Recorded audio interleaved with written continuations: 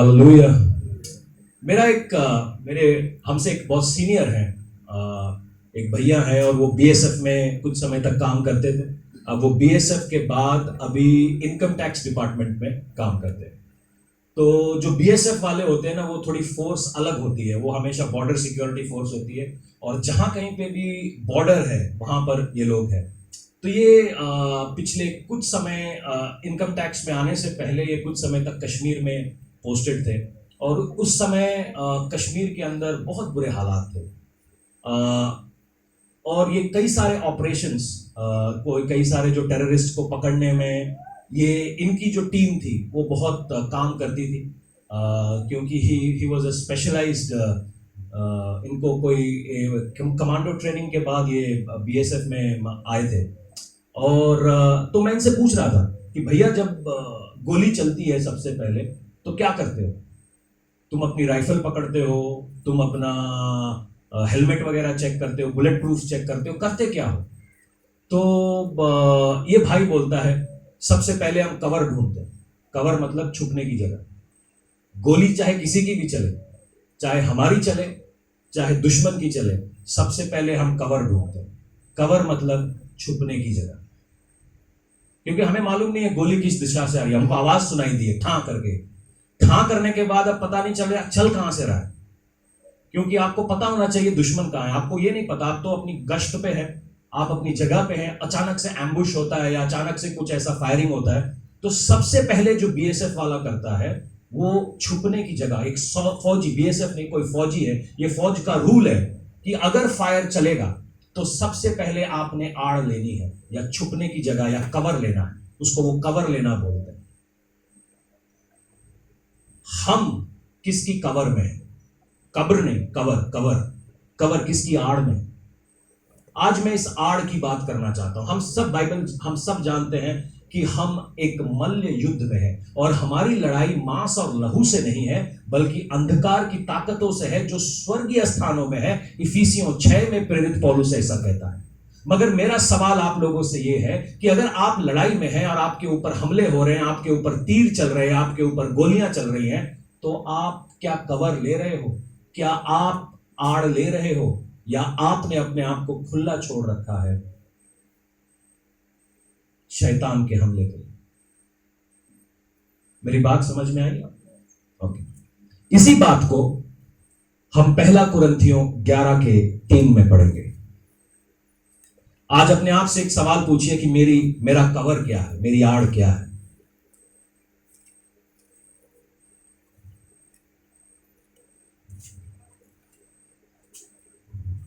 पहला कुरिन्थियों 11:3 से हम पढ़ेंगे।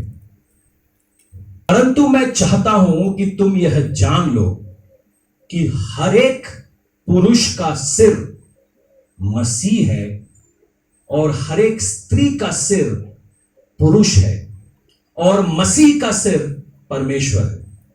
मैं एक बार फिर से इसको दोहराना चाहूंगा ताकि हम समझें।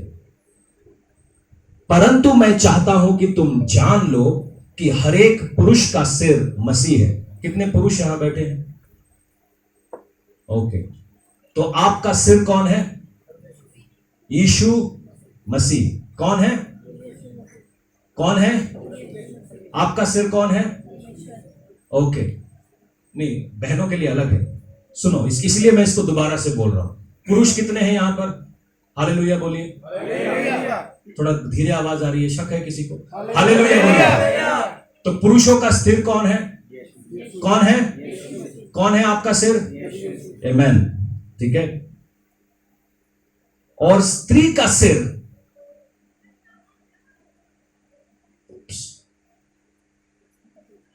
स्त्री का सिर कौन है जी? हाँ जी, क्या? कौन है? आवाज ही नहीं निकल रही आप लोगों से। कहता ऐदा किंदा, मैनू ज्यादा बाइबल पता ही। स्त्री का सिर कौन है? कौन है? आधी आवाज हो गई है, बाकियों को समझ नहीं लग रहा कि मैं पूछन गया। स्त्री का सिर कौन है जी? हाँ जी, जे ताड़ा ब्याह हो गया है, ताड़ा सिर ताड़ा पति है। जे ताड़ा ब्याह नहीं होया है, ताड़ा सिर यीशु मसीह है। जे ताड़े पास पति और माता पिता दोनों नहीं है, तो ताड़ा सिर ताड़ा आत्मिक पिता है, ताड़ा पास्टर है जी। ये कलाम से हम इसको साबित करेंगे, ठीक है जी। ओके, आगे देखते हैं। फिर कुछ लोग बोलेंगे हमें सिर की जरूरत ही नहीं है। अगर आपके पास सिर नहीं है तो आप कहीं नहीं जा रहे। किसी ने मेरे को बचपन से कहा था, जहां तेरा सिर जा रहा है वहां तू जा रहा है। अगर आपके पास सिर नहीं है तो आप कहीं नहीं जा रहे। और उसके बाद कलाम यूं कहता है कि यीशु मसीह का सिर कौन है? प्रभु यीशु मसीह को भी एक सिर की जरूरत है, एक कवर की जरूरत है।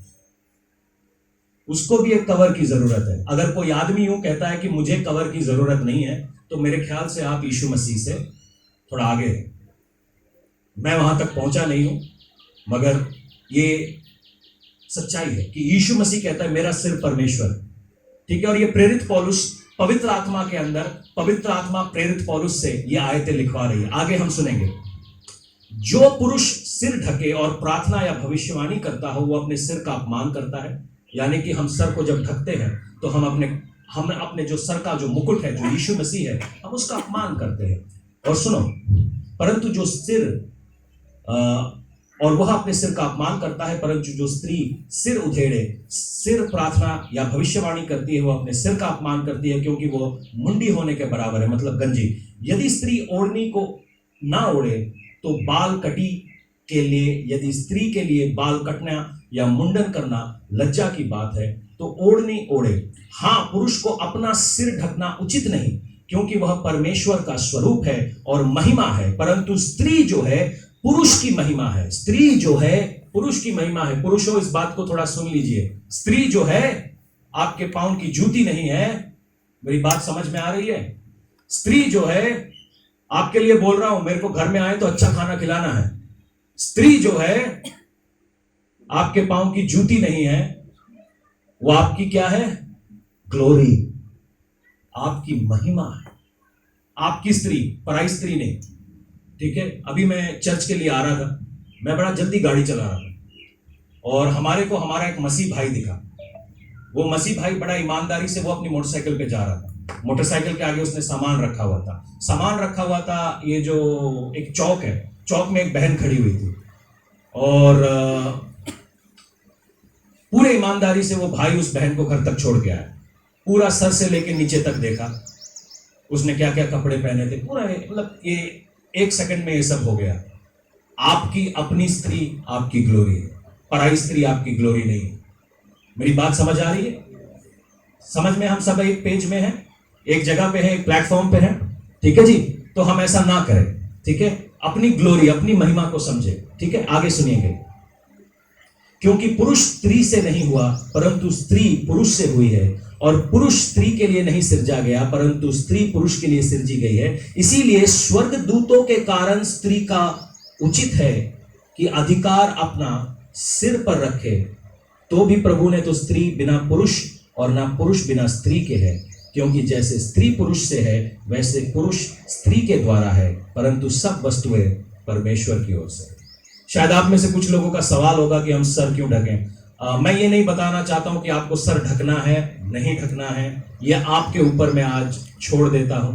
आप सोचिए, आज समझिए, मगर बाइबल क्या कहती है, ठीक है। आप सोचेंगे कि पास्टर जी कह रहे सर ढको और एक्सेट्रा एक्सेट्रा ब्ला ब्ला ब्ला। मैं उसके बारे में मैं कोई बात नहीं करना चाह रहा हूं, मगर मैं आज आपको बताना चाह रहा हूं कि आप किसकी ओंठ में हैं, आप किसके कवर के नीचे है। ये जो सर ढकना होता है ना, ये कवर है, इसको हम कवर बोलते हैं, इसको हम कवर ढकते हैं कि हम किसी की ओंठ में हैं, हम किसी के इज्जत के नीचे हैं, किसी के नाम के नीचे हैं, किसी चीज के नीचे है, कोई हमारा अगवा है। और इस बात को समझना बड़ा जरूरी है। कोई भी फौज ऐसी नहीं हुई।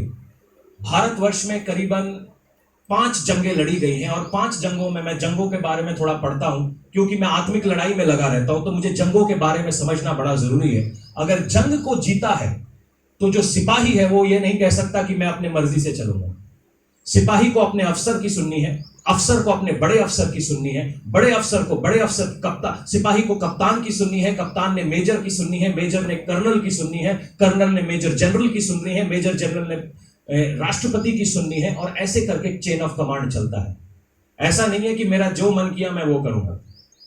ये एक सिलसिला है, ये अथॉरिटी का एक सिलसिला है। हम लोगों को अधिकार समझ में नहीं आता। बहुत सारे लोगों को अथॉरिटी समझ नहीं आती। उसके कारण है, हो सकता है आपका पति विश्वास में ना हो सकता है आपका पति शराबी हो सकता है आपका पति अलग अलग किसी गलत कामों में लगा हुआ हो, मगर अगर वो आपको अनुमति देता है कि आप कलीसिया में जाएं, अपने विश्वास को रखें, तो पौलुस प्रेरित यूं कहता है कि आप उसके हाथ के नीचे रहें। मगर अगर पति अपनी पत्नी को विश्वास के विरोध में काम करने को कहता है, तो पौलुस कहता है कि आप उसको छोड़ सकते हैं। मैं तलाक के विरोध में हूं, मगर मैं ये चीजें बता रहा हूं आपको, ये इसका एक बैकग्राउंड सेट कर रहा हूं, क्योंकि बहुत सारी बहनों को लगता है कि मेरा पति तो शराब पीता है, नशे करता है, या मेरा पति तो ऐसा है, मेरा पति तो वैसा है, वो स्मार्ट नहीं है, वो पढ़ा लिखा नहीं है, मैं उससे ज्यादा पढ़ी लिखी हूं। मगर बाइबल इस बारे में क्लियर है कि वो आपका सर है। मेरी बात समझ में आ रही है? क्योंकि जब कभी भी हम इस नियम के साथ छेड़खानी करते हैं, हम शैतान को अनुमति दे रहे हैं कि आप हमारे ऊपर हमला करिए। सुनिएगा, दुनिया का एक राज्य है, दुनिया के अंदर एक राज्य है। वो राज्य किसी और का नहीं है, परमेश्वर का है। परमेश्वर के लोग जो हैं वो परमेश्वर की रोशनी में चलते हैं और वो परमेश्वर के राज्य कहलाते हैं। मगर एक और राज्य है जो अंधेरे का है और मौत का है। जो लोग पाप में चलते हैं और शैतान के अधिकार के नीचे रहते हैं, वो अंधेरे का राज्य है। तकलीफ हमारी ये है कि हम सबको डेमोक्रेसी समझ आती है। डेमोक्रेसी मतलब प्रजातंत्र। हमको हमारा लीडर पसंद नहीं आया तो दोबारा इलेक्शन आएंगे, हम तब देख लेंगे। मगर परमेश्वर प्रजातंत्र में नहीं विश्वास करता। आप उसको वोट करके बोले आज तू प्रभु है, अगले क्रिसमस आएंगे चर्च ही नहीं जाएंगे, तू प्रभु नहीं। परमेश्वर वोटिंग पे नहीं चलता। आप चाहो या ना चाहो, वो ही प्रभु है। मेरी बात समझ में है? और कई बार हमको यह समझ नहीं आता। कई बार हम लोगों के साथ ऐसा रिश्ता रखते हैं, अगर ये मेरे मतलब से काम कर दे, जैसा मैं कहूं वैसा कर दे, तो ये मेरा दोस्त है। अगर इसने वैसा नहीं किया जैसा मैंने कहा, तो मेरी इसकी दोस्ती खत्म। हर एक रिश्ते की एक सीमा होती है, एक बाउंड्री होती है। एक बाउंड्री का मतलब है उसके अंदर एक दीवार होती है। जैसे ही हम उस दीवार को क्रॉस करने लगते हैं, कहीं ना कहीं हम उस रिश्ते को खतरे में डाल रहे हैं। पति पत्नी के रिश्ते की अपनी सीमा है। अगर पति या पत्नी बाहर, शादी के बाहर व्यभिचार करने लगे तो वो गलत है, वो गलत है, क्योंकि हम रिश्ते का उल्लंघन कर रहे हैं। बाप बेटे के रिश्ते की एक सीमा है। अगर बेटा कल को बाप के साथ बदतमीजी करने लगे, उसके साथ हाथ पांव उठाने लगे, तो वो भी एक गलत है। वो रिश्ता नहीं रह जाता, वो कहीं ना कहीं टूट जाता है, वो कहीं ना कहीं टूट जाता है। आपका मेरा एक रिश्ता है और मेरे आपके रिश्ते की एक सीमा है। मैं उस सीमा को उल्लंघन नहीं कर सकता, उस दीवार को लांघ नहीं सकता। उसी प्रकार से आप मेरे साथ वो दीवार लांघ नहीं सकते। आप मेरे साथ वो दीवार लांघ नहीं सकते, क्योंकि रिश्ता दोनों तरफ से। खाली मेरा काम नहीं है आपके साथ रिश्ता रखना, आपका काम भी है मेरे साथ, इस चर्च के साथ रिश्ता रखना। और कई बार हम इस बात को समझ नहीं सकते। परमेश्वर आपको बचाने क्यों आया? मैं बहुत जरूरी होऊंगा, मैं भी। आपको गलतफहमी है। परमेश्वर आपसे प्यार करता है, इसीलिए आपकी नासमझी, आपकी बेवकूफियों को शायद वो नजरअंदाज कर रहा है। कई बार लोग ऐसा समझते हैं अगर मैं चीजें नजरअंदाज कर रहा हूं तो उनको शायद मुझे पता नहीं है। मगर जैसा पौलुस कहता है, किसी के लिए ठोकर का कारण मत बनो। मैं ऐसा ही विश्वास करता हूं कि मेरी वजह से कोई आदमी ठोकर ना खाए। मगर इसका मतलब यह नहीं है कि मैं डिसिप्लिन रखना नहीं जानता। कई लोग समझते हैं अगर वो हमको डांट रहा है तो वो सही नहीं है। नहीं नहीं, छुपा हुआ प्यार से अच्छा है खुली डांट। नीति वचन ऐसा बताता है। खुली डांट ज्यादा अच्छी है। अगर कोई खुल के आपको डांट रहा है तो समझना है कि क्यों डांट रहा है, क्यों बोल रहा है वो। और हम इस बात की कई बार समझ नहीं रखते, क्योंकि हम अथॉरिटी को नहीं समझते। ठीक है जी, इब्रानी 13 का 17 हम सब मिलकर पढ़ेंगे, ये शायद हमारी मदद करे। स्पिरिचुअल अथॉरिटी या आत्मिक अधिकार को समझने के लिए। जो लोग आत्मिक अधिकार को नहीं समझते हैं वो इस बात को नहीं समझेंगे। मैं कैसे किसी के ऊपर से दुष्ट आत्मा उतार दूं जब तक वो मेरे अधिकार के नीचे नहीं।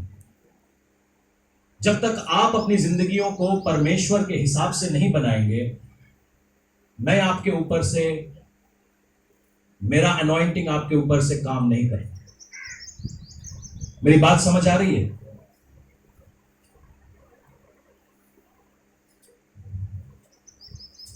इब्रानी 13:7 यूं कहता है, जो तुम्हारे अगुवे थे और जिन्होंने तुम्हें परमेश्वर का वचन सुनाया है, उन्हें स्मरण रखो और ध्यान से उनके चाल चलन का अंत देखकर उनके विश्वास का अनुकरण करो।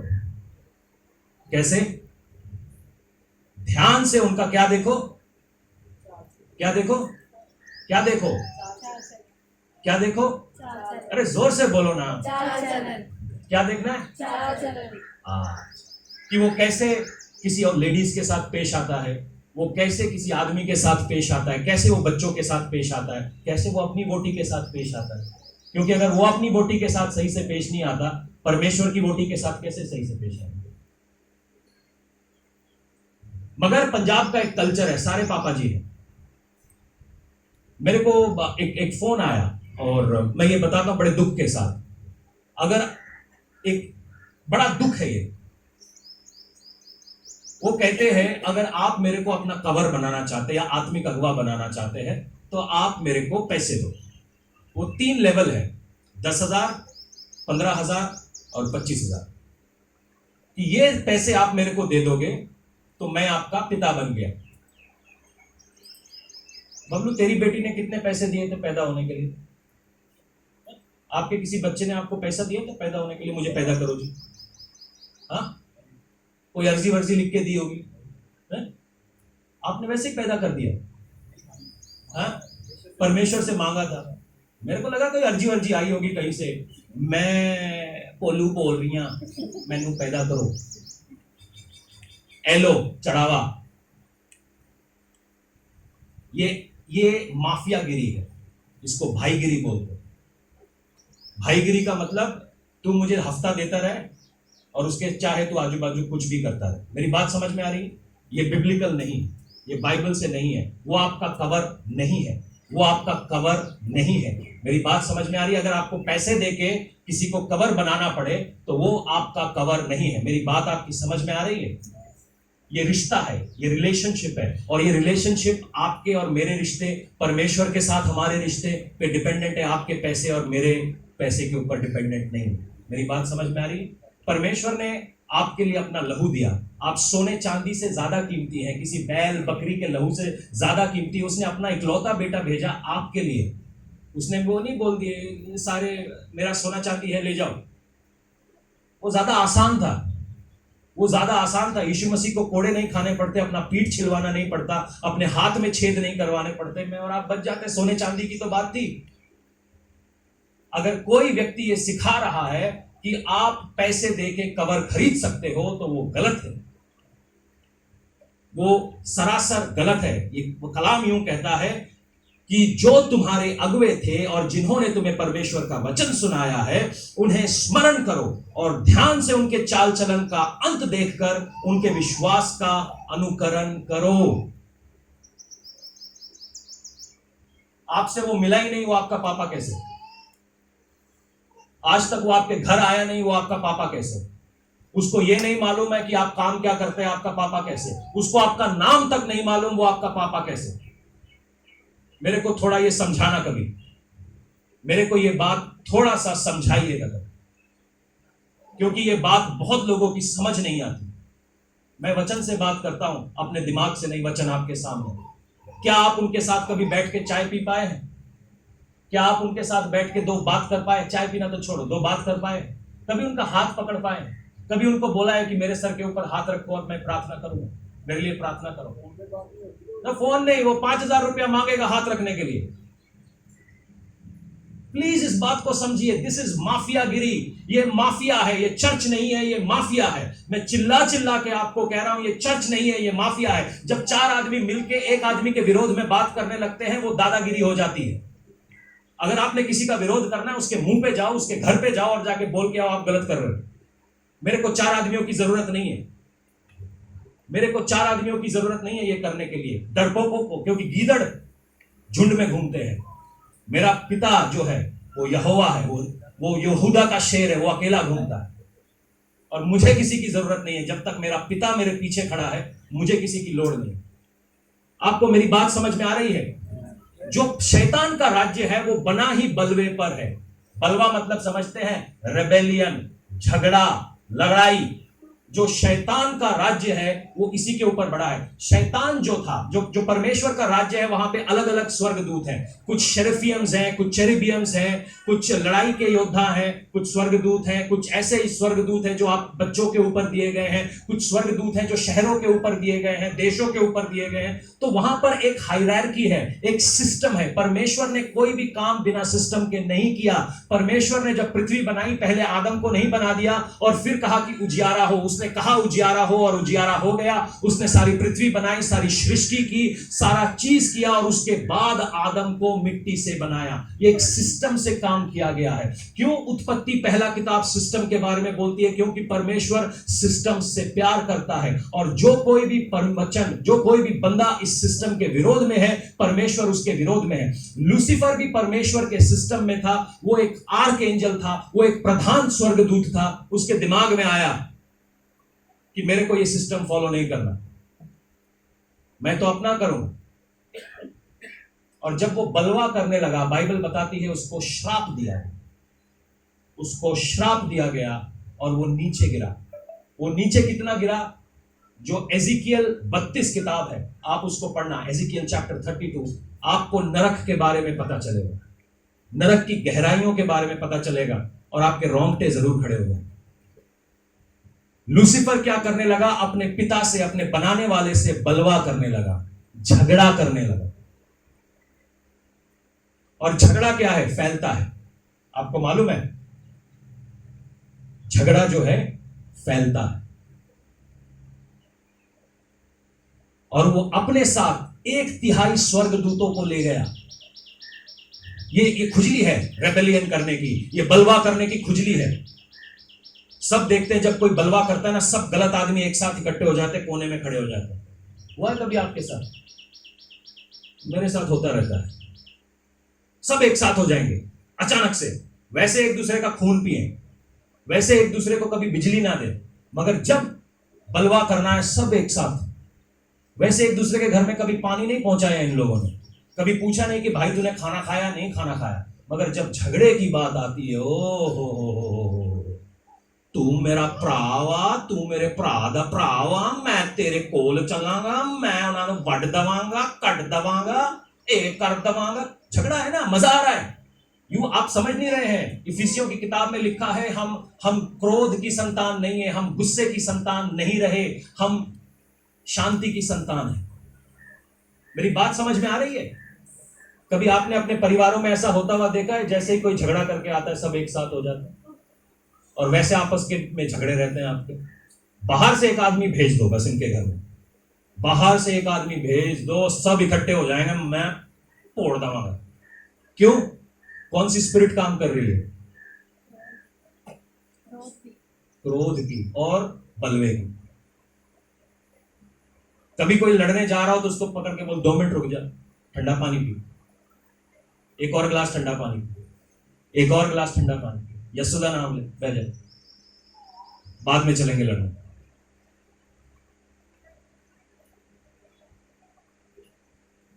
हम क्या करते? लड़ने चल, मैं भी चला, कोई हमको कमजोर ना समझे। अरे क्या कमजोरी है? अगर किसी को मार भी दिया तो क्या बहादुरी है? किसी को बचा लिया उसमें बहादुरी है। मारना कितना मुश्किल है। सीरियसली आप मुझसे पूछो, मारना बिल्कुल मुश्किल नहीं है, मार खाना मुश्किल है। जब आपको पता है आपको पड़ने वाली है फिर भी आप वहां पे खड़े हो, वो मुश्किल है। मारना कोई मुश्किल नहीं है। मैं सीरियसली बताता हूं, आपके विरोध में चाहे 50,000 खड़े हो जाएं, मारना मुश्किल नहीं है। ये तो डर है, ओए मुझे कुछ हो जाएगा। कुछ नहीं होगा, तो हाथ चलाना तो चालू कर। सिमसोन की कहानी पढ़ी ना, गधी की हड्डी से हजारों को मार दिया। वही अभिषेक आपके अंदर भी दौड़ रहा है। मारना मुश्किल नहीं है, मारना कतई मुश्किल नहीं, मार खाना मुश्किल है। जब आपको पता है आपको पड़ने वाली है, और वहां पर भी फिर आप खड़े होते कहते हैं नहीं यीशु मसीह मुझे लेकर दो। ये है सही चीज। शैतान जो था वो अपने अधिकार से गिरा दिया गया। अब उसको अधिकार चाहिए था, उसको अधिकार के बारे में पता है, क्योंकि उस अधिकार के विरोध में ही उसने बलवा किया था। वो कह रहा था कि मैं अपनी जो कुर्सी है वो परमेश्वर के ऊपर लगा दूंगा।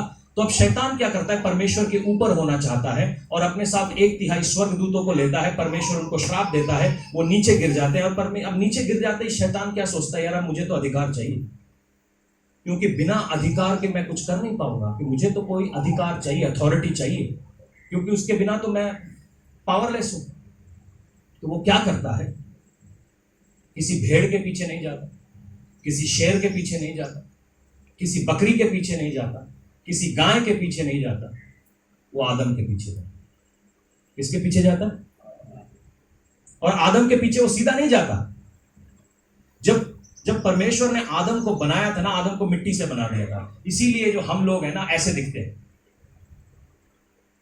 और फिर आदम से उसने हवा को निकाला, इसलिए आप जरा बेटर फॉर्म है हमारा।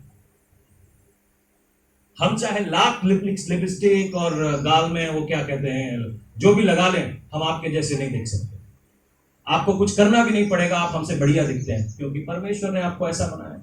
आप मॉडिफाइड वर्जन है, आप मॉडिफाइड वर्जन है, इसलिए आपका दिमाग भी हमसे तेज चलता है।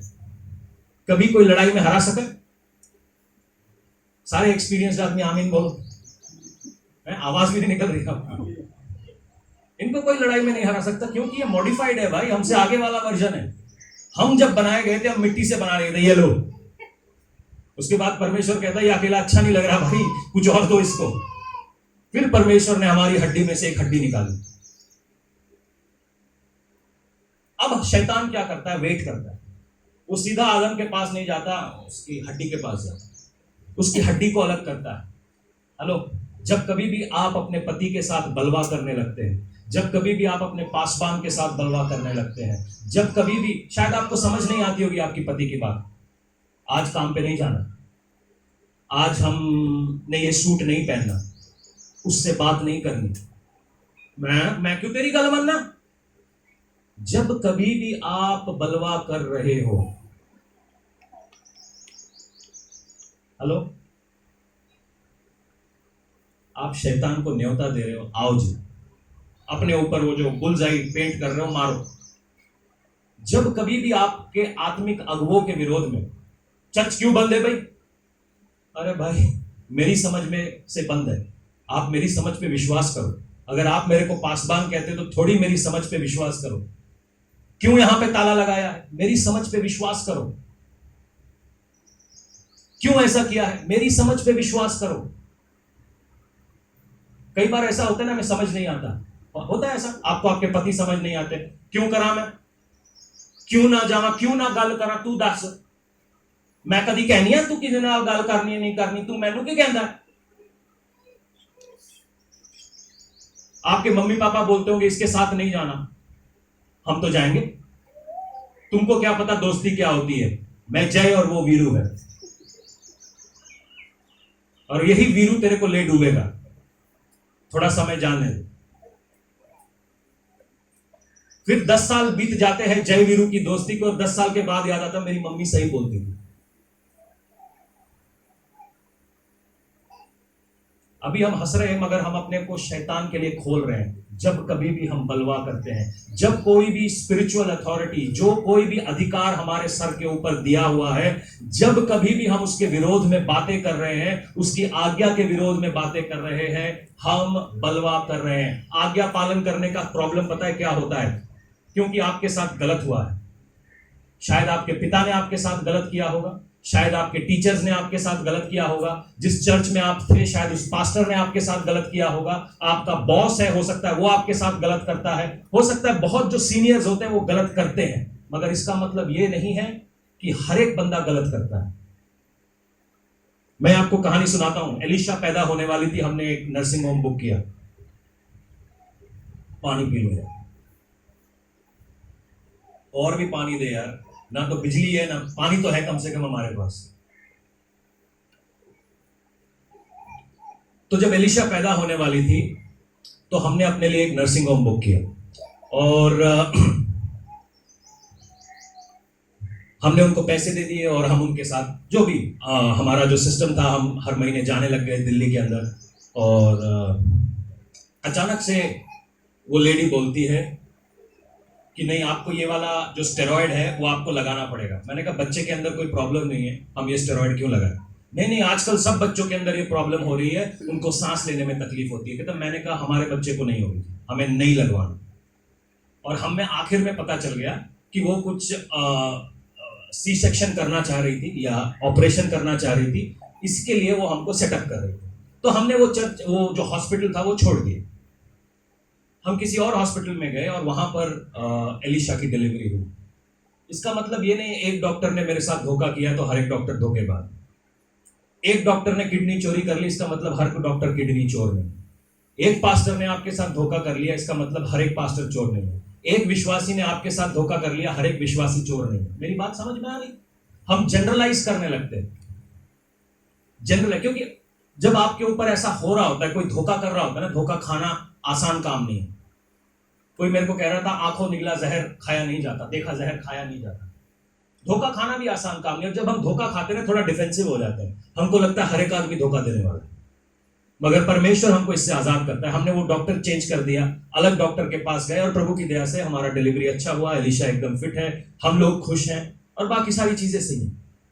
अब एक डॉक्टर ने धोखा कर दिया, अब तो मैं डॉक्टर के पास जाना छोड़ दूं? ऐसा नहीं हो सकता, ऐसा नहीं हो सकता। एक विश्वासी ने आपके साथ धोखा कर दिया, दूसरे विश्वासियों के साथ मिलना बंद कर दो, ऐसा नहीं हो सकता। क्योंकि मेरा पापा खड़ूस था, इसलिए हर एक बंदा जो पापा की जगह पर है या आत्मिक पिता के रूप में, वो सब खड़ूस होंगे, ऐसा नहीं है। थोड़ा सा मेरे को अपना बुद्धि खोलने का जरूरत है। तो शैतान क्या करता है, वो हवा को अलग करता है, हवा को बहलाता है, फुसलाता है। हवा क्योंकि वो जूनियर है, वो थोड़ा सा आसान, जो जो इनएक्सपीरियंस लोग होते हैं उनको फंसाना ज्यादा आसान है, आपको मालूम है। जो इनएक्सपीरियंस लोग होते हैं, जिनके पास अनुभव की घटी होती है, उनको फंसाना आसान, क्योंकि उनके हाथों में उनको धोखा नहीं मिला होता। समझ में आया बात? जो फंसाने वाले होते हैं वो ऐसे लोगों को ढूंढ रहे थे किनका हम उल्लू बना सकते हैं। तो ये हवा का इस्तेमाल करके वो आदम तक पहुंचता है, और आदम के हाथ से सारा अधिकार, बाइबल बताता है सारा अधिकार आदम के हाथ में था। आदम पाप करता है, सारा अधिकार शैतान के हाथ में दे देता है, और शैतान उसका इस्तेमाल कर रहा होता है। सुनिएगा, सर ढकना क्यों जरूरी है, मैं थोड़ा सा उसमें जाना चाहता हूं, ये आपकी समझ के लिए। शैतान क्या करता है जब वो अधिकार ले लेता है? जब आप अय्यूब की किताब पढ़ते हैं तो अय्यूब की किताब में इस प्रकार से लिखा है कि परमेश्वर के बेटे परमेश्वर के सामने आए, और वहां पे शैतान भी आया, और शैतान से परमेश्वर पूछता है तू क्या कर रहा था? कहता मैं पृथ्वी पर घूम रहा था। परमेश्वर फिर कहता है ठीक है, तू अय्यूब की परीक्षा कर, मगर उसको मार नहीं सकता। ठीक है, शैतान और परमेश्वर के बीच में बात होती है। शैतान परमेश्वर को कहता है कि तूने उसके आजू बाजू क्या कर रखा है? एक बाड़ा, एक कवर दे रखा है, तू वो कवर हटा दे, मैं अभी बताता हूं, वो तेरे को गाली देगा। परमेश्वर कहता है जा, मैं कवर हटाता हूं, तू उसको टच कर, मगर उसको जान से नहीं मारना, कुछ नहीं होगा, वो मुझे गाली नहीं देगा। समझ में आया ये बात? आपके आजू बाजू एक कवर है। अगर आप आज्ञा में चलते हैं, बाइबल के हिसाब से चलते हैं, आपके आजू बाजू एक कवर है। आप वचन के हिसाब से चलते हैं, आपके आजू बाजू एक कवर है। आप उस कवर को मत तोड़िए, वचन का उल्लंघन मत करिए। आगे सुनना है, लूक चैप्टर 22, लूका रचित सुसमाचार, उसकी 22वीं आयत में शैतान यीशु मसीह के पास जाता है और यीशु मसीह से पूछता है। मैं थोड़ा जल्दी में बताऊंगा, समय कम है, गर्मी भी है, तो हम जल्दी बताएंगे। लूक 22 में यीशु मसीह के पास शैतान जाता है और कहता है मैंने पतरस को गेहूं की तरह छांटना है, गेहूं की तरह छांटना है। यीशु मसीह कहता है उसको छांटेगा नहीं तू, पहले मैं प्रार्थना करूंगा और फिर तो उसको छांट सकता है, फिर तो उसको छांट सकता है। परमेश्वर का धन्यवाद हो कि वो हमारे लिए प्रार्थना कर रहा है। बाइबल बताती है परमेश्वर प्रभु यीशु मसीह पिता के दाहिनी हाथ पर बैठा है और हमारे लिए इंटरसेशन कर रहा है, हमारे लिए बिचवाई प्रार्थना कर रहा है। अगर आप अपने अधिकार की जगह से, जो अधिकार के नीचे आपको रखा गया है, उस जगह से आप हट जाते हैं तो आप मुश्किल में हैं। एक सिपाही है, वो अपने कप्तान का कहना नहीं माने तो क्या उसकी नौकरी रहेगी? हाँ, रहेगी उसकी नौकरी। एक बार करेगा, दो बार करेगा, सस्पेंड करेगा, उसके बाद सीधा बर्खास्त कर देगा। पता है ये वर्दी की ताकत क्या है?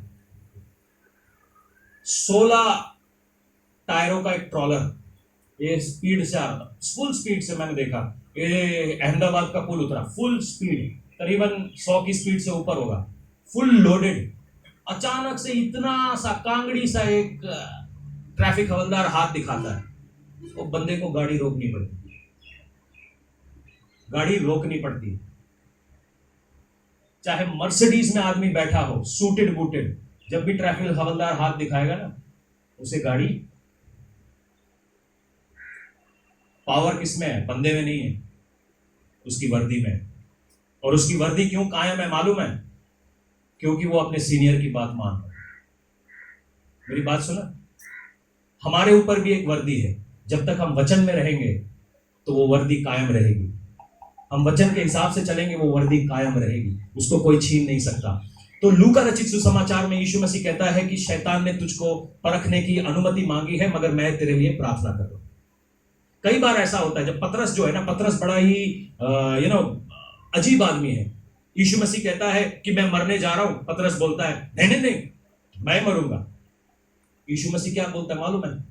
पीछे हो जाए शैतान, मेरे अधिकार से बढ़कर तेरा अधिकार नहीं है। अब यीशु मसीह को क्या करना चाहिए? अगर आप बोल रहे हो मैं मरने जा रहा हूं, और मैं आपका दोस्त बोल रहा है नहीं नहीं नहीं तू नहीं मरेगा, मेरे दोस्त तू नहीं मरेगा, आप सोचोगे कितना अच्छा दोस्त है। मगर यीशु मसीह क्या कहता है? पीछे बैठ, पीछे।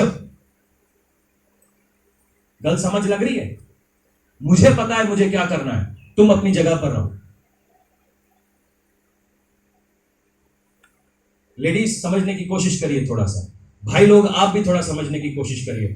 दूसरा शमूएल 12 का 14 कहता है कि जो जो जो दाऊद है, जो दाऊद है वो बड़ा सामर्थी राजा था। हर एक जंग वो जीतता रहा, उसके परिवार में पूरी सुरक्षा रही। मगर जैसे ही उसने बत्शेबा के साथ व्यभिचार किया, उसके घर के अंदर, जैसे ही वो वचन से बाहर आया, अपने अधिकार का उसने गलत इस्तेमाल किया।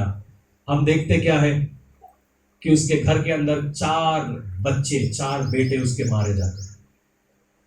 अपने अधिकार का गलत इस्तेमाल किया, अपनी जगह को उसने छोड़ दिया।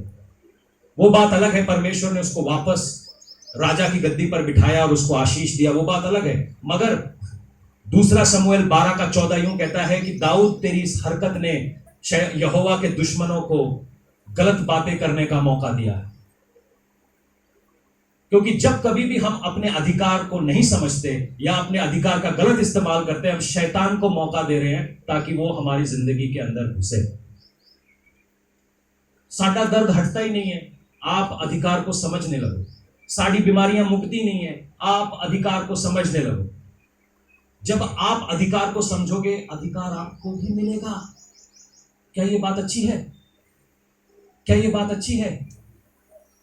सब बहनें बोल रही हैं कैसे पास्टर जी, आपको तो पता ही नहीं है मेरे पति के बारे में, आपको पता नहीं आप क्या बोल रहे हो। आप हमारे घर में कभी आके देखो, मैं कह रहा हूं आप बाइबल थोड़ा पढ़ते हैं। जब आपको अधिकार मिलेगा, सुनो, जब आपको अधिकार मिलेगा, आप किसी भी जोकर को इंसान बना सकते हो, किसी भी जोकर को। अधिकार की बात, हम लोग कोई विश्वास में नहीं थे। मेरी माता चुपचाप छत पे जाती थी, टंकी के पीछे छुपती थी, प्रार्थना करती थी। कभी मेरी माँ ने नहीं बोला हे चल चर्च चल, कभी मेरे पापा ने भी उनको रोका नहीं, तुम चर्च जाती हो जाओ, मगर हम अपना करेंगे। हम भी कभी चर्च नहीं गए, मगर मेरी माँ चुप चुप के प्रार्थना करती थी। हर शाम को गायब हो जाए, 6 से 8 बजे तक। कहाँ गायब है मम्मी? मम्मी छत पे है, क्या कर रही है पता नहीं, मैंने क्या कर रही होगी, हम अपने में मस्त हैं। क्योंकि उस औरत ने प्रार्थना करी, हम तीनों के तीनों बच गए, तीनों के तीनों बच गए, क्योंकि वो अपने पति के अधिकार के नीचे थी और उसको समझती थी। सुनना आगे, चर्च क्या है? चर्च तरक्की के पीछे दौड़ रहा है। सब कितनों को तरक्की चाहिए? अरे सच सच बता, ईमानदारी से।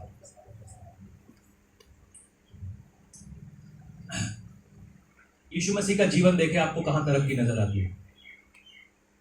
7 सर के ऊपर कांटों का ताज, 2 कील हाथ में, 1 पांव में, पीठ पे 40 कोड़े, कपड़े फटे हुए। आपको तरक्की नजर आती? सबके सब छोड़ गए, मारा गया, गाड़ा गया, मगर तीसरे दिन जी उठा। तरक्की नहीं, विक्ट्री, जयवंत।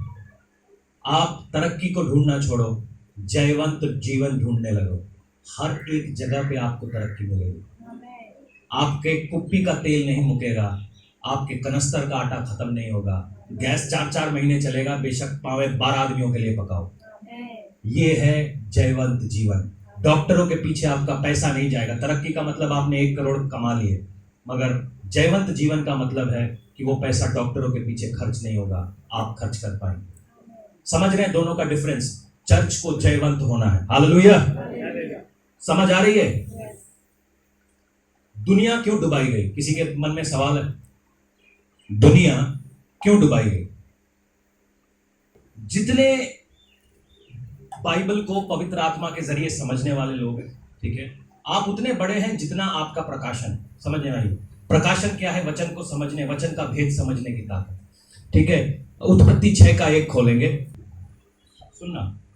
उत्पत्ति 6 का 1 यूं कहता है कि फिर जब मनुष्य भूमि के ऊपर बहुत से बढ़ने लगे और उनकी बेटियां उत्पन्न हुई, तब परमेश्वर के पुत्रों यानी स्वर्गदूतों ने मनुष्य की पुत्रियों को देखा कि वे सुंदर है, और उन्होंने जिसको चाहा उससे विवाह कर लिया। तब यहोवा ने कहा, मेरी आत्मा मनुष्य से सदा लव विवाद करता ना रहेगा, क्योंकि मनुष्य भी शरीर ही है, उसकी आयु भी 120 वर्ष की होगी। उन दिनों मैं पृथ्वी पर दानव में रहते थे, और इसके पश्चात जब परमेश्वर के पुत्र मनुष्य की पुत्रियों के पास गए, तब उनके द्वारा जो पुत्र उत्पन्न हुए वो शूरवीर होते थे, जिनकी कृति प्राचीन काल तक प्रचलित थी। तो यहां पर जब स्वर्गदूतों ने मनुष्य की बेटियों के साथ शादी की, तो वहां पे नेफिलियम्स पैदा हुए, और परमेश्वर इनसे नाराज इसलिए था क्योंकि वो केवल शरीर थे, वो प्राण नहीं थे। ये 2 अलग अलग प्रजातियों के बीच की शादी है, जैसा एक भैंस और एक कुत्ते की शादी है, या एक घोड़े और गधे की जब शादी होती है, वहां पे टट्टू पैदा होते हैं। क्या पैदा होते हैं? टट्टू। और आपको मालूम है टट्टू आगे बच्चे पैदा नहीं कर सकते, टट्टुओं की संतानें नहीं होती। तो परमेश्वर ने कहा ये जो सृष्टि है ये मुझे पसंद नहीं है, और नोआ के जरिए परमेश्वर ने सुसमाचार फैलाया कि मैं एक बाढ़ को लाने जा रहा हूं, और बाढ़ आई और सारी पृथ्वी को उसने डुबो दिया। ये नेफिलियम्स के बारे में हम वहां पर भी पढ़ते हैं, जब हम 12 जो दूत थे जो कानान देश में गए थे, वो वापस आके रिपोर्ट देते हैं कि वहां के आदमी दानव के जैसे। वहां पर भी यही शब्द पाया जाता है, नेफिलियम्स। परमेश्वर ने देखा कि ये जो स्वर्गदूत हैं, ये औरतों के साथ व्यभिचार करके एक कौम को बढ़ा रहे हैं, जो परमेश्वर के प्लान में नहीं था। परमेश्वर ने उन सब चीजों को हटा दिया। सदोम एंड गमोरा के ऊपर आग क्यों भड़की? आपको मालूम है? क्योंकि वहां पर लिखा है कि वो अजीब चमड़ी की प्यास को बुझा रहे थे। दे वर आफ्टर स्ट्रेंज फ्लैश।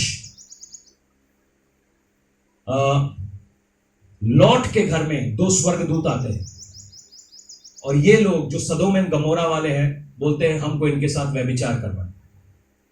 इतना उनके अंदर व्यभिचार की आग जगी हुई थी।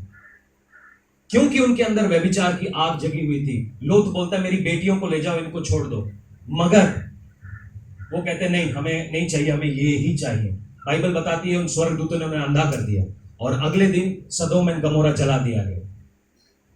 क्योंकि जब ऐसी ऐसी ऐसी कल्पनाएं, ऐसी चीजें आपके अंदर चलने लग जाती हैं, तो आपको समझना है आप बलवे में चल रहे हैं। आपको समझना है आप परमेश्वर के प्लान से बाहर हैं। जब कोई लड़की किसी लड़की से प्यार करने लग जाती है और कोई लड़का किसी लड़के से प्यार करने लग जाता है, वो आजादी नहीं है। लड़की लड़की की शादी नहीं होती, लड़के लड़के की शादी हो नहीं सकती। बेशक हॉलीवुड इसके बारे में बोल रहा हो, बॉलीवुड बोल रहा हो, LGBTQ हो रहा हो, और सारे सारे देश में इसके विरोध में वो निकल रहा हो, मेरे को उनके विरोध में कुछ नहीं है।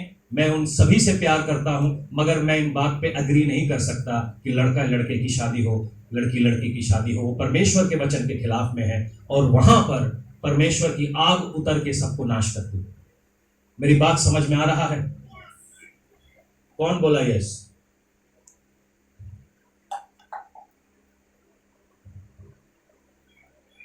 जब कभी भी हम, बस आखिरी पॉइंट है यहां पे खत्म करेंगे, जो कोई भी अधिकार में है उनके विरोध में बलवा करते हैं, तो हम अपने आप को बीमारियों के लिए खोल रहे हैं। ये आप गिनती की पुस्तक में देख सकते हैं। मिरियम जो मूसा की बहन थी, मूसा का प्रॉब्लम यह था कि उसने एक अश्वेत महिला के साथ शादी करी, एक काली औरत के साथ उसने शादी करी थी। जिप्ला नाम था उसका। मिरियम बोलती है, यार ये क्या शादी कर ली तुमने? और मूसा के विरोध में वो बात करने लगे।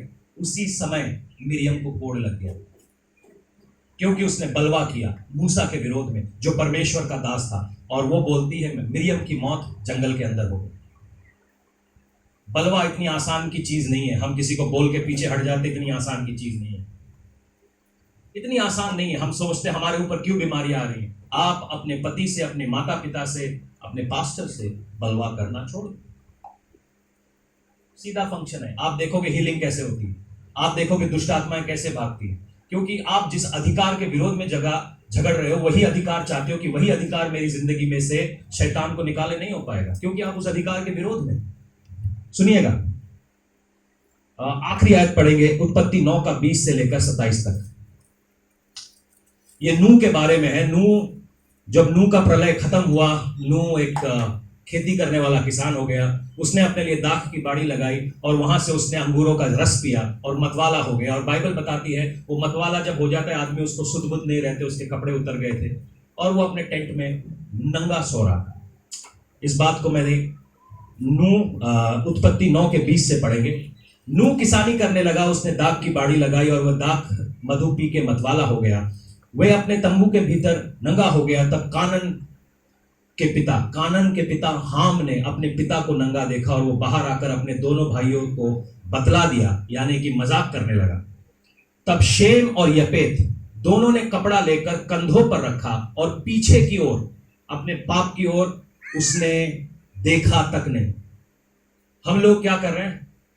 जब कभी भी हम किसी आदमी को गिरा हुआ देखते हैं, गिरा हुआ मतलब व्यभिचार में गिर गया, किसी और पाप में गिर गया, हम क्या करते हैं? उसकी बात उछालने लगते। उसके घर में पता है क्या हो रहा है? उसके घर में पता है क्या हो रहा है? क्या चीज चल रही है? जब कभी भी हम किसी बंदे को ऐसा देखते हैं और उसको उछालने की कोशिश करते हैं, यह हमारे लिए श्राप का कारण है। शायद आपके माँ बाप गलत होंगे, हो सकते हैं। एक बाप होने के नाते मैं भी परफेक्ट नहीं हूं, मैं भी चीजें सीख रहा हूं। हो सकता है हम गलत हैं, हो सकता है आपके माँ बाप गलत है, मगर हम जाके बताएं, तुम्हें पता है मेरे पापा कैसे हैं? हम जब भी ऐसा करते हैं, ये जो हैम है, इसने यही किया, अपने पिता की इज्जत उछाली, चाहे वो आपका शारीरिक पिता हो, चाहे वो आपका आत्मिक पिता हो। आगे सुनेंगे। तब शेम और यपेत दोनों कपड़ा लेकर कंधों पर रखकर पीछे की ओर उल्टा चलकर अपने पिता के नंगे तन को ढांप दिया, और वे अपना मुख पीछे किए हुए थे, इसीलिए उन्होंने अपने पिता को नंगा ना देखा। जब नूह का नशा उतर गया, तब उसने जान लिया कि उसके छोटे पुत्र ने उसके साथ क्या किया है, इसीलिए उसने कानन शापित हो, वह अपने भाई बंधुओं के दासों का दास हो गया। और उसने कहा, शेम का परमेश्वर यहोवा धन्यवाद कहे, कानन का, और कानन शेम का दास हो जाए। गलती किसने की थी? हाम ने। दंड किसके ऊपर आया? कानन के ऊपर। हाम की गलती क्या थी? अपने पिता का नंगेपन का मजाक उड़ाया, अपने पिता की गलती उठाई। तकलीफ किसके ऊपर गई? उसके बेटे के ऊपर। जब कभी भी आप प्रार्थना में जाते हैं, मेरी बहनों से खास तौर पे इल्तिजा है, ये आप प्रार्थना करके देखिएगा कि आप अपने सर को जब ढकते हैं, अपने सर को जब आप ढकते हैं, तो जो आपका अधिकार आपके ऊपर है, जो परमेश्वर ने आपके ऊपर पिता को रखा है या पति को रखा है या माता पिता को रखा है, आप उनके आदर में अपने सर को ढकते हैं, ताकि हर एक स्वर्गदूत जान ले कि ये जो स्त्री है, ये जो लड़की है, ये किसी के अधिकार के नीचे है, मैं इसको टच नहीं कर सकता। मेरी बात समझ में आ रही? पुरुषों से कहता हूं, जो आपके अगुवे हैं, जो आपके लीडर्स हैं, जो आपके माता पिता हैं, जब आप उनकी इज्जत करते हैं, रिस्पेक्ट करते हैं, शैतान आपको टच नहीं कर सकता, क्योंकि ये परमेश्वर का सिस्टम है।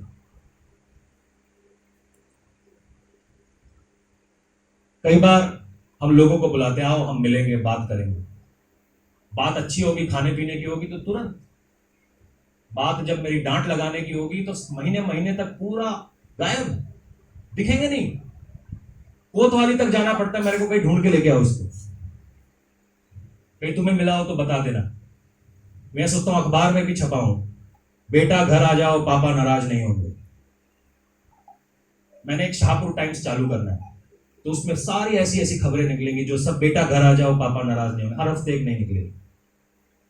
ये छोटी छोटी बात है, ये कोई बहुत बड़ी बात नहीं है। आपने कोई जुल्म नहीं किया, आपने कोई गुनाह नहीं किया, मगर ये जो छोटी छोटी ये जो लोमड़ियां है ना, जब हम इनको अपने खेत में घुसने देते हैं ना, ये जो छोटा वाला जानवर है वो ज्यादा नुकसान करता है। इतना सा दिमाग जब आपके नींव में लग जाता है, वो पूरी बिल्डिंग को गिरा देता है, पूरी बिल्डिंग को। जिसके लिए आप इतनी मेहनत कर रहे हैं, इतनी ताकत लगा रहे हैं, आप सोच रहे शैतान हमारे ऊपर से क्यों नहीं हट रहा। मैं आज आपको बता रहा हूं, आज्ञा का पालन करिए।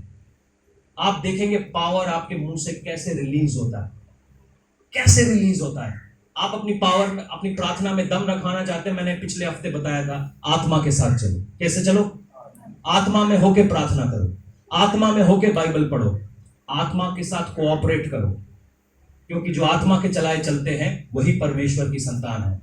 हालेलुया। होसाना गाने से कोई परमेश्वर का संतान नहीं बन जाएगा। जब आप उस आत्मा से चलेंगे, जब आप उस आत्मा की बात मानते हुए अधिकार को समझेंगे, डबल पावर आपके मुंह से रिलीज होगा। क्योंकि परमेश्वर का कलाम यूं कहता है, उठ खड़ा हो, रोशनी आ चुकी।